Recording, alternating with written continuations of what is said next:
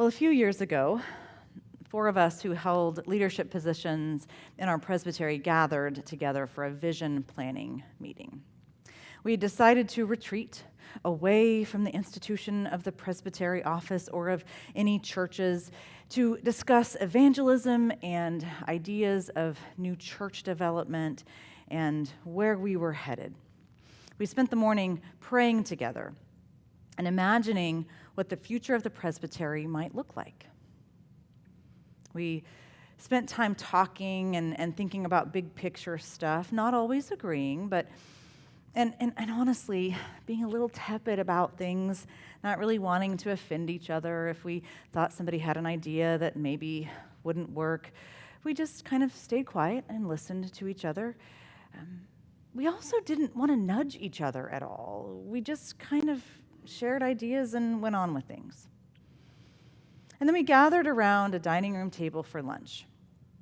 We found ourselves casually discussing cooking, talking about recipes and techniques. And then it turned to grilling. Someone at the table mentioned that they were thinking of buying a grill and asked about the differences between gas and charcoal and which we preferred. And so I thought I had some ideas about that, so I laid out my argument perfectly, in my opinion, about why my way was the best way. And when I finished, a colleague looked at me and said, "Wow, I could not disagree with you more." And what ensued was about 20 minutes of back and forth, discussing the merits of one grill over another, one technique over another, why it's worth waiting for versus trying to hurry up, and vice versa. And finally, someone said, "Well, if we were only this passionate about vision planning, imagine where we'd be." What was interesting is that after we were able to name that, things got a lot easier.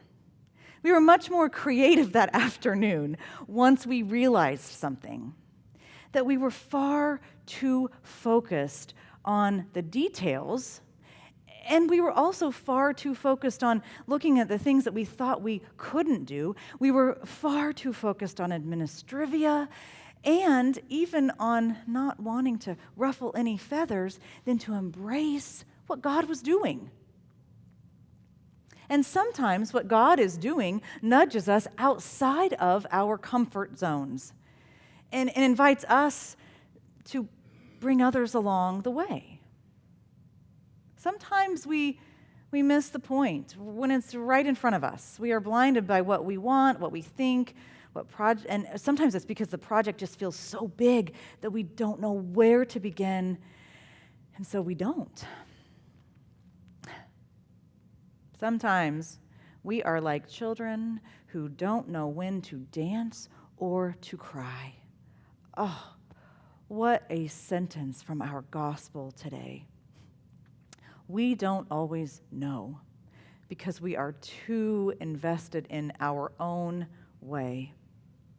You know, Jesus knew that we would be like this and knew that we'd find ourselves confused about things and that we'd focus on the entirely wrong thing quite often.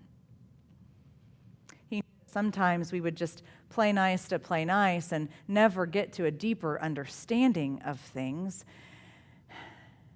and that we would have a hard time respecting each other.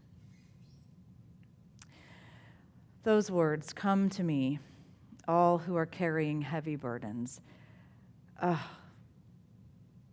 This is such an important time to hear those words, isn't it? You know, I have read those words more times than I can count in the nearly 2 decades of ordained ministry, at a graveside, at a bedside, in my quiet moments of reflection. In fact, the pages of my little book of scripture and prayer that I often take with me are totally worn and tattered in that spot where that scripture is. These words are appropriate and true for a time when life seems heavy, when our burdens seem like too much to carry. They are solid words of comfort when death is near and when mercy looks like eternal rest. And they bring tears to my eyes every time I really ponder them. But there is a danger in reading them in the context that I have just shared. Because while they are comforting words at a bedside, Jesus speaks them in an entirely different context. Jesus calls the weary and the burdened people oppressed by the taxing demands of Rome. Rest often refers to being free of imperial rule. You look to 2 Chronicles and Isaiah for that. And yoke referred to imperial or harsh rule. So this is really important here, friends. Jesus here is taking the language back. He's turning these phrases used oppressively to describe something totally different, to speak of what God really intends for us. But we all too often miss it because we like our institutions.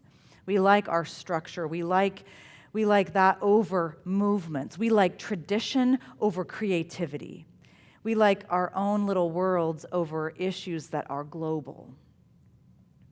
And Jesus here is urging us to look into that, to lean into that, to look at our institutions, to look at our comfort, and realize that we might just be dancing instead of weeping. Or to look at those that we would write off as, well, he just has a demon. Or to look at who he or she or they hang out with and say, well, we can't trust him. We miss what is right in front of our eyes. Or we look away because it's too painful to imagine, too painful to really see how our religion, how our Christianity is used and abused and misinterpreted to further our own agendas. Because we are, as Yale Divinity School Dean of Ministry Studies, William Gottler says, just so easily lulled by other songs and voices of our culture. We sometimes get so lulled that we justify the harm that we do to others.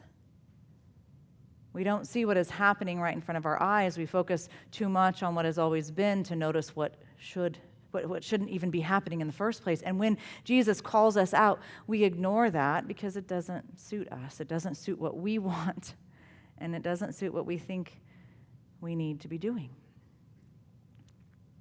Jesus isn't calling us to an institution. He's calling us to a movement. We see in Acts that the disciples weren't busy like picking out paint colors for a building. They weren't writing policy. They were thinking about a movement. Albert Nolan, a South African Benedictine, says that Jesus did not found an organization, but inspired a movement. It was inevitable that the movement would quite soon become an organization, but in the beginning, they were simply people, scattered individuals who were part of the way. They were part of a movement that called others to hold on to hope and to work for peace, to fight oppression and injustice, to seek justice for everyone and actually mean that. Well, friends, besides the beautiful psalm that we heard today that describes the kind of God who created us, the lectionary also offers us a passage from Zechariah, and part of the passage sounds like this. Rejoice greatly, O daughter Zion. Shout aloud, O daughter Jerusalem. See, your king comes to you triumphant and glorious as he, humble and riding on a donkey, on a colt, the foal of a donkey. These are familiar words, aren't they? He will cut off the chariot of Ephraim, it says, and the war horse from Jerusalem. The battle bow shall be cut off, and he shall command peace to the nations. His dominion shall be from sea to sea and from river to the ends of the earth. As for you also, because of the blood of my covenant with you, I will set your prisoners free from the waterless pit. Return to your stronghold, O prisoners of hope. Today I declare that I will restore to you double. Here in this passage, we find more language that would have been controversial. They would have known the idea of a leader riding in on a donkey was sarcasm. It was irony. I've heard somebody call it political parody. But take a moment to consider what the people had gone through. In 587 BCE, the Babylonians invaded Jerusalem. Everything was destroyed. Hope was absolutely gone. And this book really helps us to see what the realities of life were like. If you read all of Zechariah, you see that. These words we hear from this prophet are words of comfort after years, after a long time of suffering and yearning for things to be put back the way they were. As Blake Huey puts it, it was a time when they were desiring deliverance. And these verses preserve the belief that a just, equitable, and political order could still be restored to the world. The future that this prophet looked to was one of peace, where everyone understood the value of the next person and didn't create a hierarchy. Friends, we continue to do this. We continue to try to build a hierarchy with us on top and everybody else below. We continue to look at others as other and not as part of the family. But as professor and author Dr. Dan Clendenin says, God's kingdom is universal. It extends to the ends of the earth. It's not ethnocentric or nationalistic. In Zechariah's political calculus, God's kingdom extends far beyond the boundaries of what we normally think about as a geopolitical state. No nation is exceptional before God, and no nation is excluded. According to our Christian story, he says, God created the entire cosmos. In Genesis, God promised to bless all the families of the earth. And in Revelation, God gathers people from every nation, every tribe, every people, every language. Friends, this is what we as Christians are called to do, what we're called to work for, what we're called to live. And that, my friends, takes courage. It takes realizing that we might be rejoicing when we should be mourning, but that we can turn that mourning into rejoicing. It takes realizing that when Jesus invites us to consider his burden and yoke, we are to consider the burdens that others carry and how we contribute to that. And it reminds us that we can love something and be critical of it at the same time. In fact, being critical is really showing our love and our respect. That Jesus is telling us that that we can be respectful and disagree at the same time. And then we can even change our minds about things. But most of all, that we should not be putting that above the one whom we serve. But we have to be willing to learn from Jesus. We have to be willing to love like him too. And that means putting aside our divisions and leaving behind any doctrine, interpretation, or political stance that creates division, that puts us above anyone else. I think that is not just good news, it's the best news for us in this world. Because when we are willing to do that, when we are willing to be passionate about our love for Jesus, as we are about whatever opinions that we have, then we will be changed and we will change the world too. And when we do that, we all find rest. That's Jesus' invitation. And friends, that's good news for today and for every day. May it be so.